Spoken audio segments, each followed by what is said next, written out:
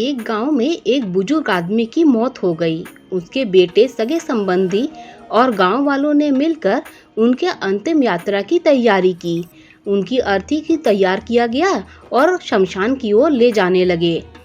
अभी वो लोग कुछ ही दूर पर पहुंचे थे कि वहां पर दूसरे गांव से एक आदमी आया। उसने उस अर्थी को लेकर जा रहे 4 आदमियों में से एक का पैर पकड़ लिया और सबसे कहने लगा कि ये आदमी जो मर चुका है, उसने मुझसे 20 लाख रुपए उधार लिए थे और जब तक मुझे पैसे वापस नहीं मिल जाते, मैं अर्थी को आगे नहीं जाने दूंगा। मृत व्यक्ति के बेटों ने उस आदमी से कहा कि पिताजी ने कभी इस कर्जे के बारे में हमसे जिक्र नहीं किया, इसीलिए हम तो यह कर्जा नहीं देने वाले। जब बेटों ने मना कर दिया तो उस मृत व्यक्ति के भाइयों ने भी कहा कि जब बेटे ही मना कर रहे हैं तो हम भी इस कर्जे की जिम्मेदारी नहीं लेने वाले हैं। शमशान यात्रा में शामिल कोई भी आदमी पैसे देने के लिए राजी नहीं हुआ।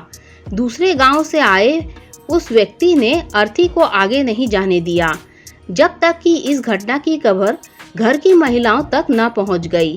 मरे हुए आदमी को एक बेटी थी। जब उस तक यह खबर पहुंची तो उसने एक पल भी न सोचते हुए अपने सारे जेवरात और कीमती वस्तुएं लेकर वहां पर पहुंच गई और उस आदमी को वह सारी चीजें देते हुए बोली, आप इन चीजों को बेचकर पैसे ले लीजिए, अगर कुछ कम पड़ेंगे तो वह भी मैं आपको धीरे धीरे लौटा दूंगी, लेकिन मेरे पिताजी की यात्रा को मत रोकिए। इस घटना को देखकर सारे गांव वाले दंग रह गए।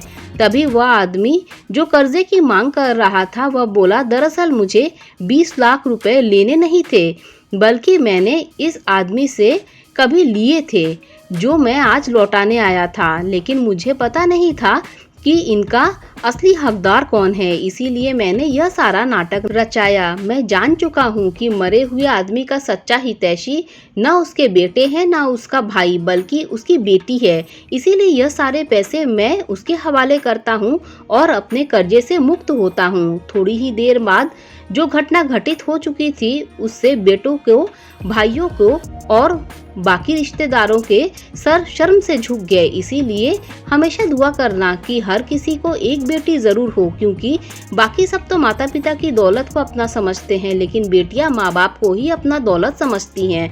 दोस्तों, कहानी अच्छी लगे तो लाइक शेयर सब्सक्राइब कीजिए। Thank you.